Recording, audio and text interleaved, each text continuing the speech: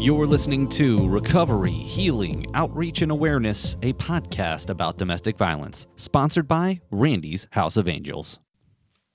Domestic or intimate partner violence is a complex and silent epidemic that affects millions of people worldwide.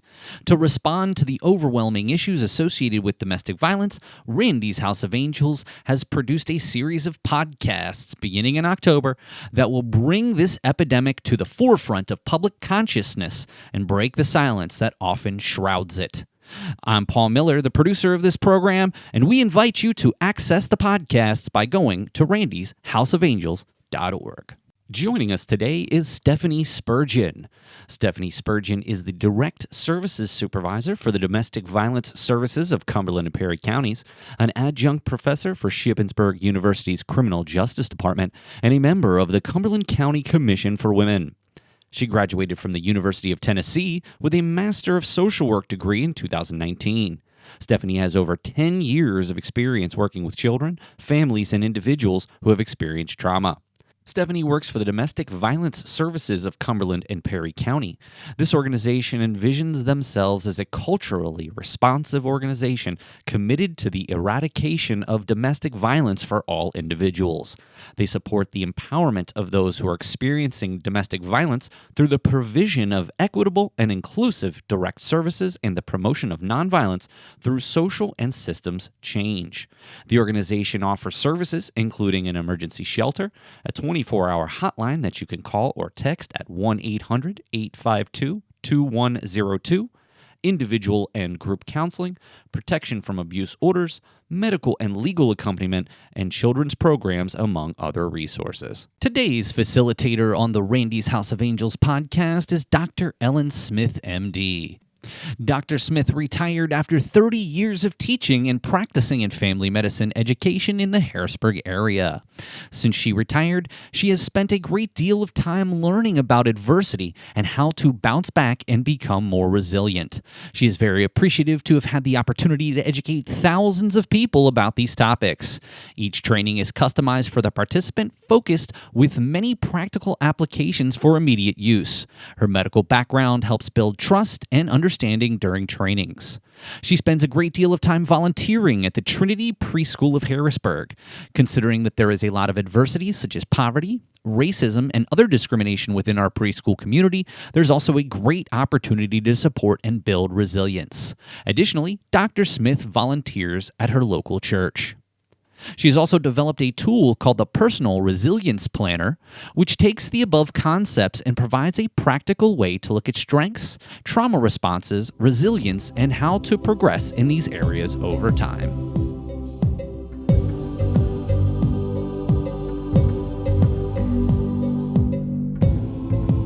Welcome, folks. Today, I'm so excited to have Stephanie Spurgeon on our podcast. She's from the Domestic Services of Cumberland Perry. And we're going to talk about, am I being abused, and what type of abuses can occur. And so, Stephanie, just start up with what your thoughts are.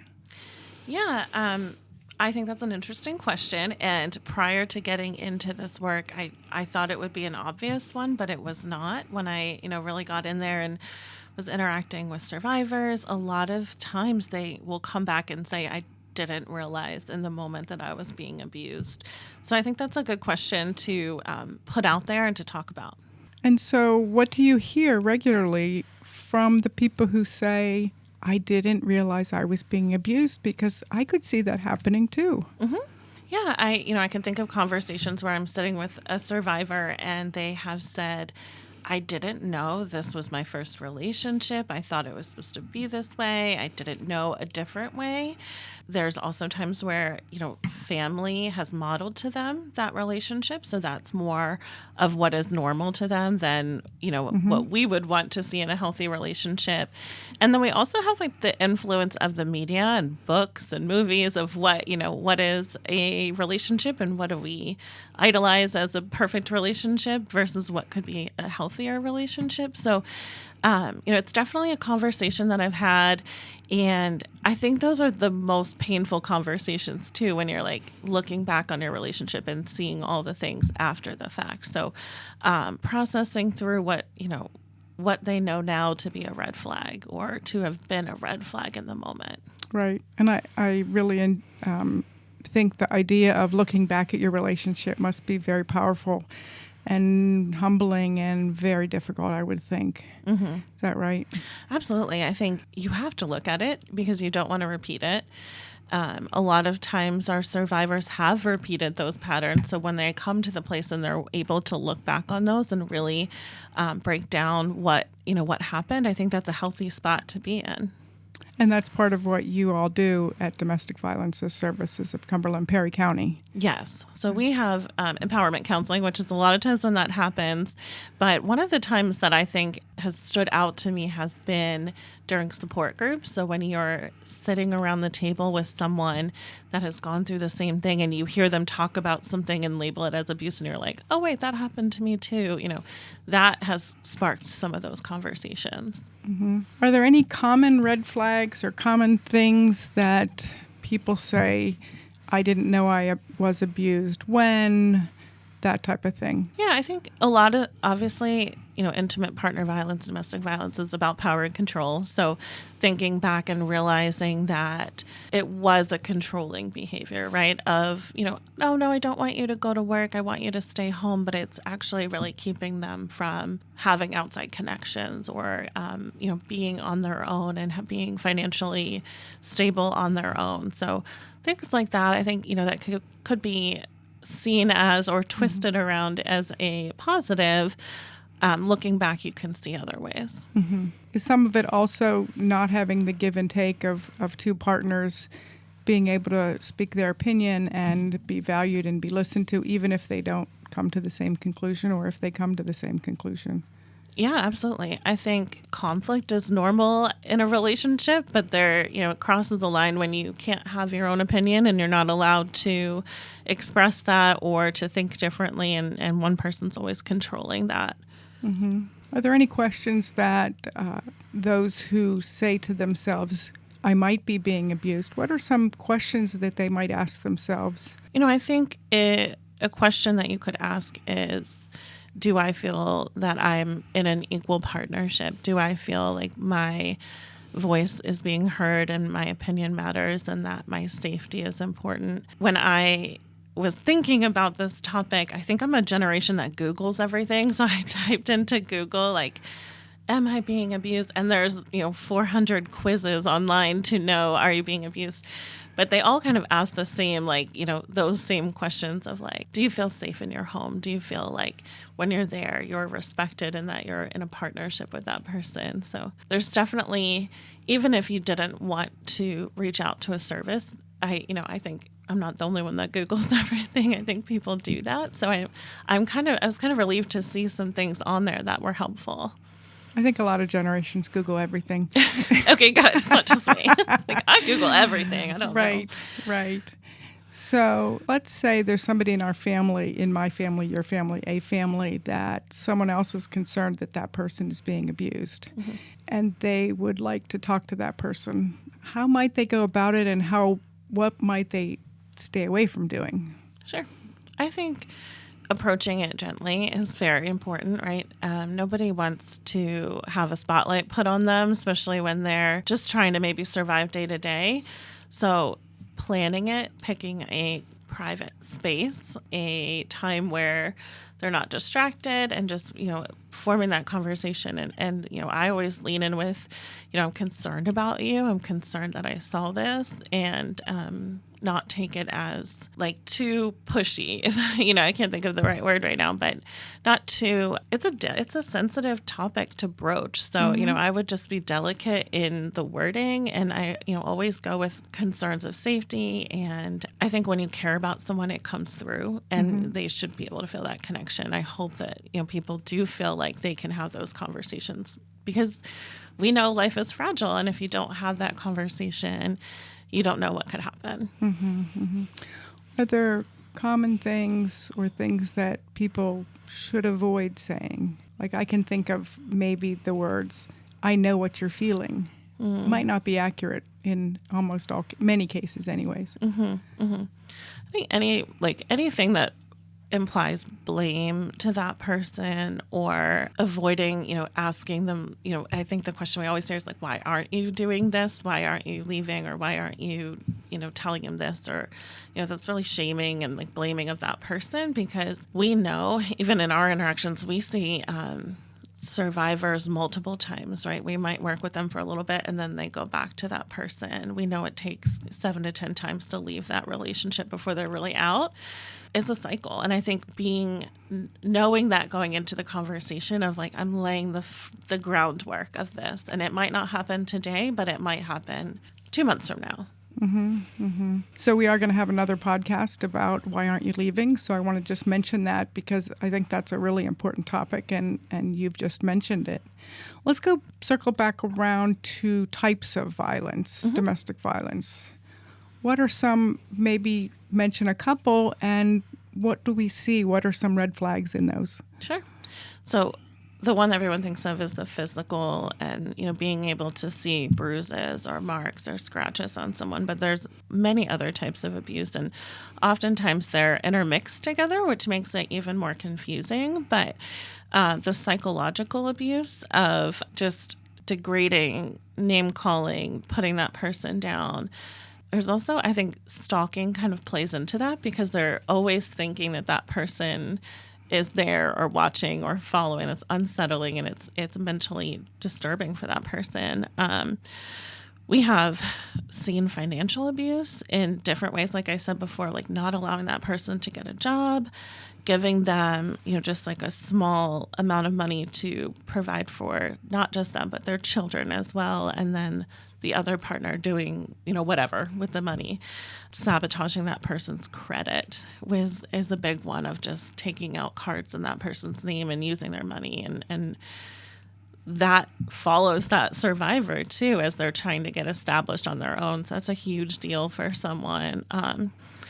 Spiritual abuse we see in different ways of, either not allowing them to practice the religion that they want, or using it in a manipulative fashion, like, you're supposed to honor me, and twisting that around. So those are just some other ones that we see, but then they're, mix them all together in like the perfect storm of confusion of, you're manipulating and doing these other things. And then a lot of what we hear are gaslighting behaviors, so really making them question their own sanity. Can you go a little deeper into that, because that's a word that's tossed around, and I'm not sure that it means, it can mean different things, and I want to know what it means from your point of view and from your, what you do for work. How does that play out?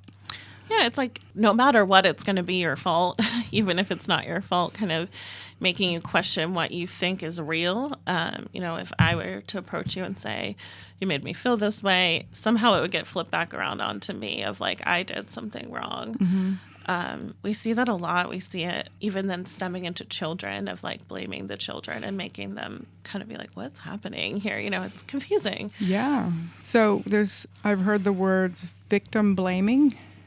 Is that the proper term? Yes. And what does that mean? Making that victim feel like they deserved the treatment that they got, making them feel like this is because they did something. Sometimes abusers will say it's because I was drinking and I did this, or you made me do this, like blaming something other than it's truly a choice about being in control and having power over another person. So any way to not take on that responsibility is what they'll use.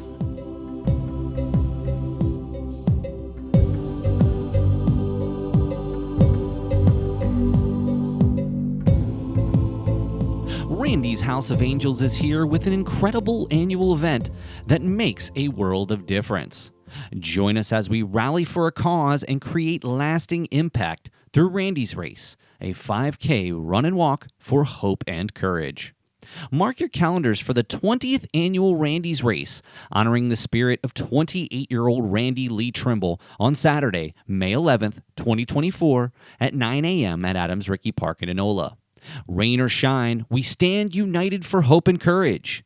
Since its inception in 2005, Randy's Race has grown each year, raising an awe-inspiring $629,000 and counting. We'll see you there.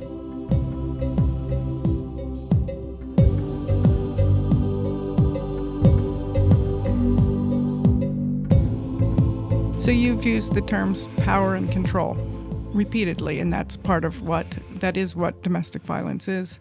Is there a buildup? Does it start, say, a healthy relationship and then it turns bad, or something triggers it, or any number of things? Is there any pattern, or you mentioned cycles? Any of that we need to know about?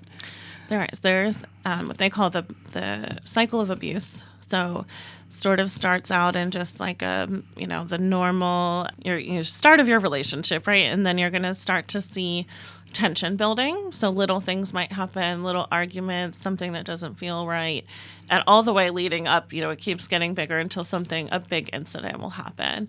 And we know that following that incident, the person's going to try to walk it back. And that's what we call the honeymoon phase. So they're really like, I'm so sorry, I'll never do this again. Here's, all the things you could ever want. I'm going to buy them for you, and making lots of promises until the cycle starts to repeat itself. So we know that happens. It could happen, over a period of a year. It could happen in a full day. Like, the time frame is so different for each individual relationship.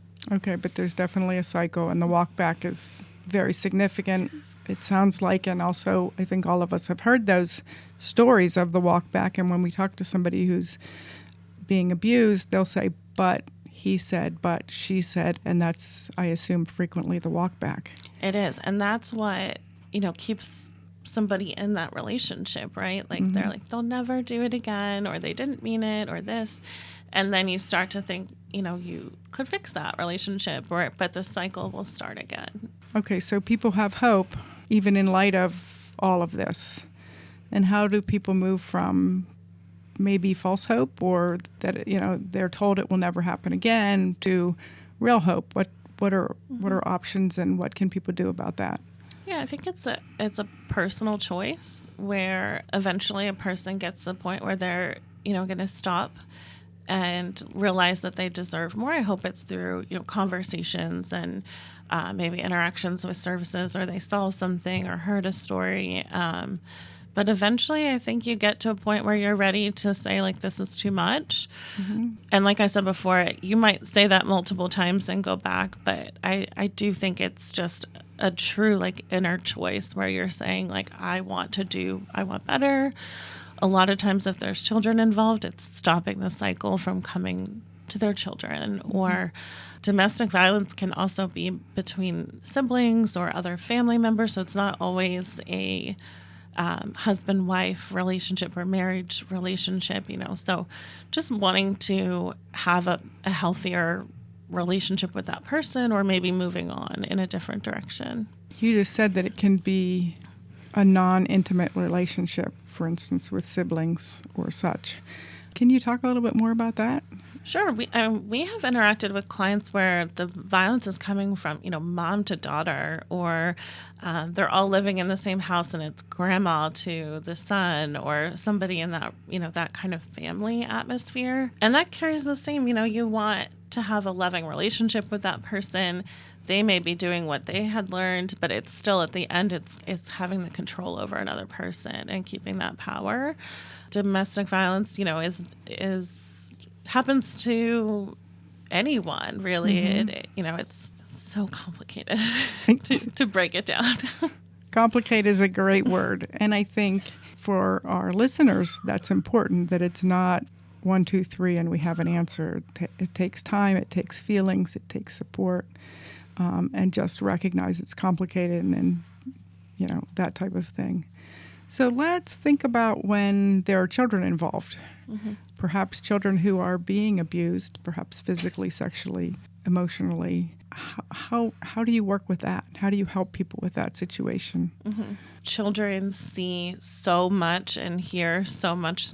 My own kids hear everything I don't want them to hear. So, they definitely hear a lot, no matter what. So at our agency, we work with children and we talk about healthy relationships. And I think what's so important is early education on what a healthy relationship is and what a red flag is and what a boundary is, because we know the things and the the things that you repeatedly practice and repeatedly hear are what are going to be strong in your life, right? So if we can start with young children and drill into them, this is what a red flag is, so that they can actually see those in the relationships. And this is what it looks like to create a boundary with someone.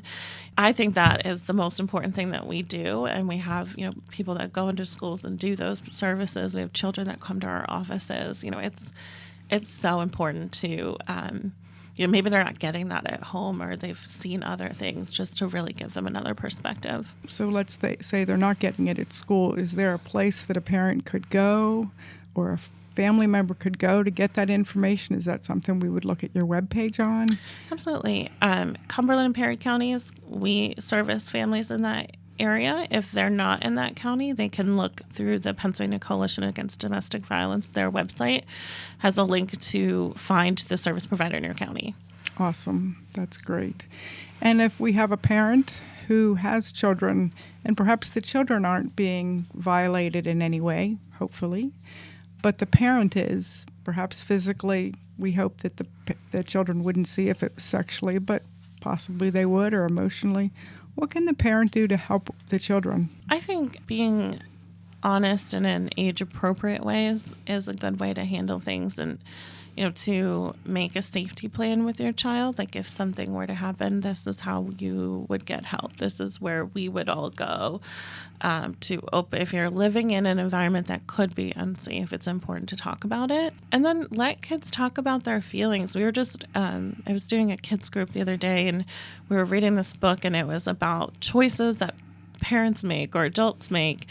And then the underlying theme was like, it's not your fault no matter what, right? And how important to remember, like, all of these people might be making these choices or doing these things, but none of it is your fault. And they really latched onto that. I thought that was really important for them. Yeah, definitely. I've heard that before as well.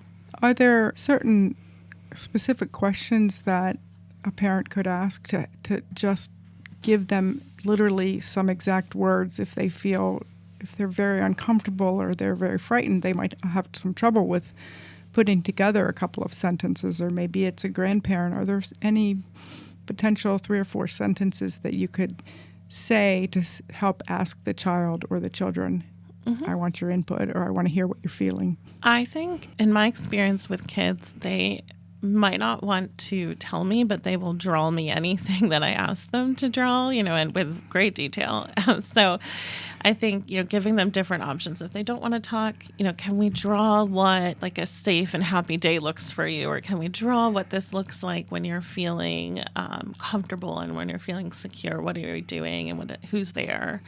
There's so many books that you can read too with children that talk about how to talk about your feelings related to being in a scary situation. And, I always tell, validate the children, like, that is scary. And I would be scared too. Like, let's talk about, what we can do to make sure that we're feeling safe. So validating the child's feelings and avoiding saying, no, you shouldn't be scared and things like that. Is that important? Definitely. Is there anything else that you want to talk about? I think it's just important to, if you know someone in your life that is experiencing domestic violence, to, be patient with that person and try to, like, understand that it is a cycle and people get kind of trapped in that cycle. As much as we might tell somebody you're in this cycle, like, it is a process, and it is a process of, like, deep growth within yourself to come out on the other side. But there are people that do it, and they're so happy, and they're living, these lives that are so much brighter than being contained and controlled by someone else. So I there's so much value in standing up to that person or to saying no to a situation and moving on in a different direction. So there are opportunities to say no, to get out, to build hope, and things like that. Absolutely. Yeah. That's wonderful. Any other thoughts about red flags that you want to mention? We're circling back to the beginning, but I think that's so important because we hear repeatedly, I didn't know I was being abused. I just thought it was the way it was. This is how I was raised. And again, relationships can be slightly different from one to the other and still be healthy, but are there any red flags that you want to just kind of raise up and to encourage people to think about? Yeah, I think we've all seen like those memes online where it's like, I sent my boyfriend a text and he hasn't responded 12 seconds later, and the whole world is blowing up. I think we laugh about things like that, but that is abusive behavior to, constantly want to know where someone is or what they're doing.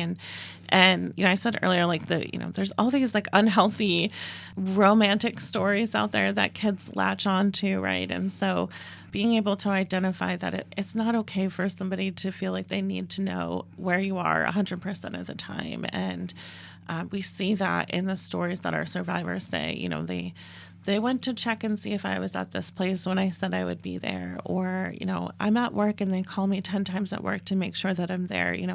Quote unquote normal. It's not, what we should be thinking is a good partnership. But I think those are ones where just the stories have gotten twisted around in books and movies and what people are looking at, and trying to remember that it's a partnership, and you have just as much of a say in that, and you also are not trapped by your location or how it should feel that way. Mm-hmm. I think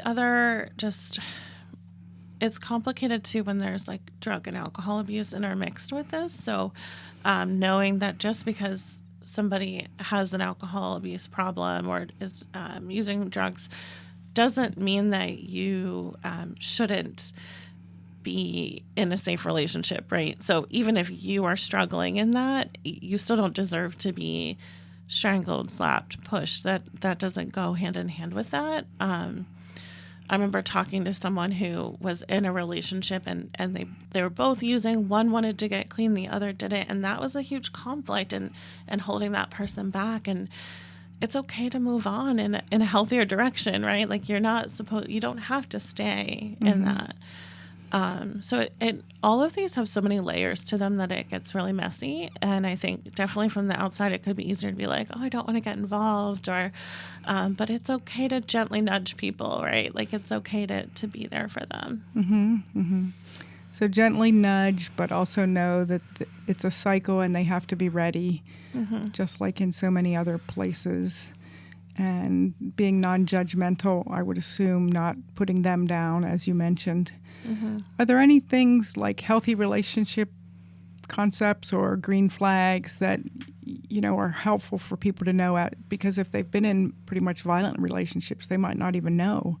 Sure. What are some things that they might either be looking for or building into their, say, a new relationship, mm-hmm. or a healing relationship?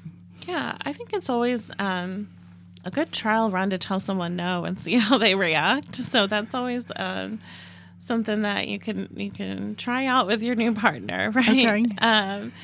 And you should be able to say no to someone. So healthy relationships, I had read, I think somebody's told me this multiple times, where it's not like 50-50. It's like I might only be able to I might be, at 20% and my partner's able to pick up the difference. So like not always dividing things down the line, right? Like there's give and take in a relationship. And at some days, like I might be like 105 and my husband's like struggling to get along, So just being able to support the other person wherever they are, and you feel that. Mm-hmm.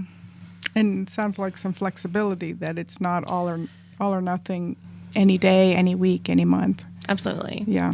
Is there anything else you want to tell us, or maybe a short plug for your organization and the organizations around Absolutely. that are similar to yours? Yeah, I mean, we have so many cool things happening at Domestic Violence Services at Cumberland Perry. We have multiple support groups every week, which I think is the best way to support a survivor, is give them a community to belong to and to have a place to share their stories. So all of our support groups are on our website. It's dvscp.org. And I would just encourage anyone to make sure they're aware of the domestic violence agency in their county and know like how to get connected to that. So absolutely. Well, thank you so much, Stephanie. It's been really helpful, and folks listening, we're glad you're here, and you have some opportunities and some choices now that will be helpful, and we have a lot of other information in the show notes. So thank you. Thank you.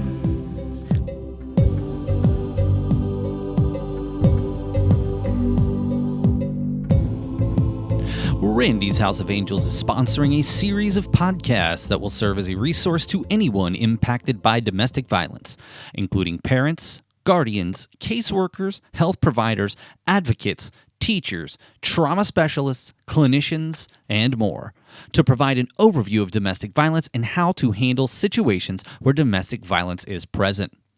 This is a series of 10 podcasts that will include an overview in healthy relationships, the different types of abuse, supporting someone who is engaged in an unhealthy relationship, and criminal justice resources available to victims. It will also include testimony and stories from courageous survivors who are victims of domestic violence. The podcast will be released starting in October of 2023 and run through February of 2024. If you miss a podcast, it will be made available on demand on Randy's House of Angels website at randyshouseofangels.org. After you've listened to our podcast, we would love to hear from you. Your feedback is crucial for the future of our podcast programs. There is a survey available on our website at randyshouseofangels.org. You can also reference the resources that support the podcast on the website, again, at randyshouseofangels.org. Thank you, and we'll see you next time.